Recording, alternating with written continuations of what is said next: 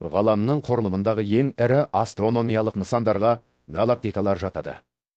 Галактика бұл миллиардтаған жұлдыздардан, газдан, шаң тозаңнан және қараңғы материядан тұратын алып жиі.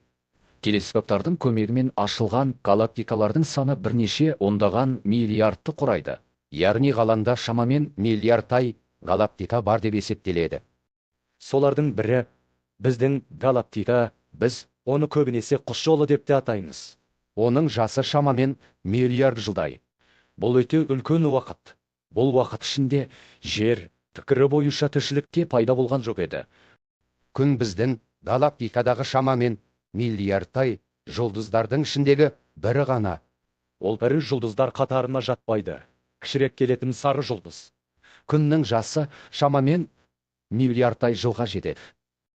Күннің бойындағы ядролық энергия қоры тен миллиард жылға дейін жетеді деп есептеледі.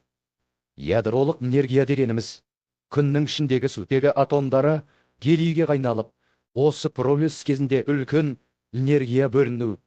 Бұл энергияның арқасында күн жарықпен жылу шығарады. Күн біздің галактиканың сыртқы шетіне қарай орналасқан. Галактиканың вентрін, ядросын күн секундына километр жылдамдықпен айналып шығады. Бір толық айналымды аяқтауға ол шамамен миллион жыл уақыт кетеді.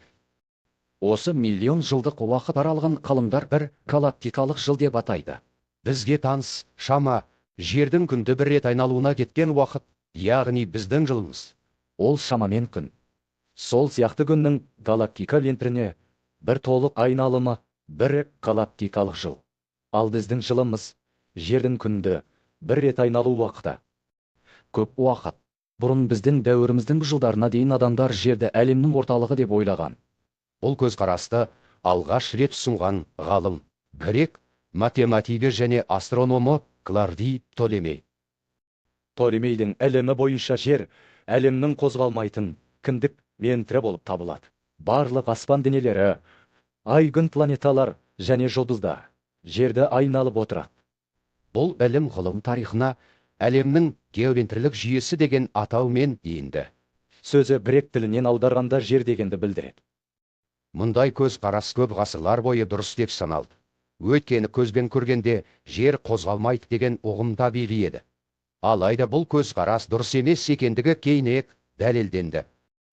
Ғылыми астрономияның дамуы барысында жер әлемнің қозғалмайтын кіндік емес, күнді айнала қозғалатын планеталардың бірі ғана екендігі дәлелденді.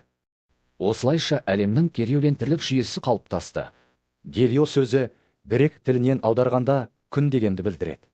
Яғни бұл жүйе бойынша күн орталықта тұратын дене, ал жер пен басқа планеталар оны айналып жүреді.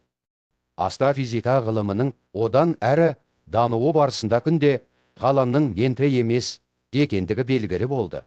Күн біздің галактиканың ядросын айнала қозғалатын көп жұлдыздардың бірі ғана.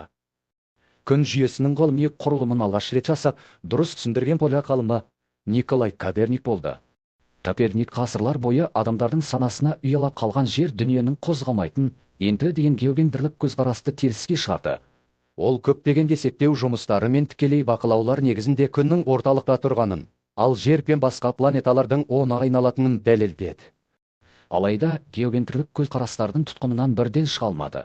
Коперниктің өзі де 40 жыл бойы шіркеудің азапты отынан қаймығып, қайтыс боларының алдында ғана баспаға берген кітабын әлсіз саусағымен парақтап жатып, көз жұмды.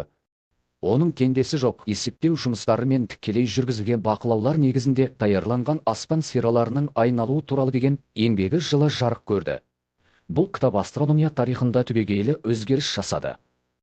Міне, осылайша ғұламалар мен ұлы астроном ғалымдардың бірегей ұрпақтарының еңбектері арқасында бізге ең жақын әлем бөлігінің геовентрлік жүйесі, яғни күн жүйесі жасалды. Күн жүйесі туралы келесі тарауларда толығырақ айтылады.